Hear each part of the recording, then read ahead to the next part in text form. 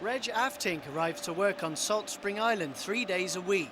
He's the master of his own destiny, living aboard an old fishing vessel anchored in the harbour just off the Ganges Marina. I'm averaging at this point about $50 a week on beer cans alone. And he says he cleans up well by cleaning up well. Basically, the way I do it is I just kind of walk down the street and... See, Reg volunteers to clean up the streets of Ganges by donation, helping him to sustain a comfortable living. The garbage was the one thing in town that needed to be done the most that nobody was doing, and that was kind of where I started. Salt Spring Island is the largest of the Gulf Islands, a popular tourist spot with a population of 12,000.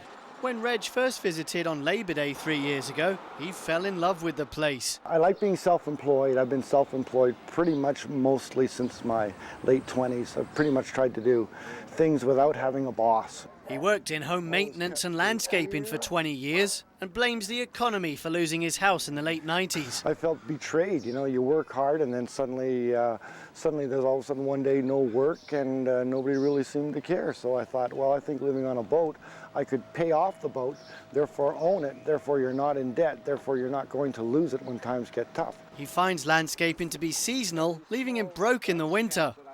This job keeps him busy year-round. The thought came to mind that if I got paid like a busker, then it was sort of like I left it wide open for people to give me whatever they felt like giving me. Oh, thank you very much for that. Thank I you. really appreciate it. I appreciate your efforts. It's great. I see him walking around town and I got a little bit of extra change, then I just pass it on, right? Reg says his expenses to live on the boat are low and that he makes more than minimum wage. But I can always pretty much count on about $12 an hour as a bare minimum as what I'll make.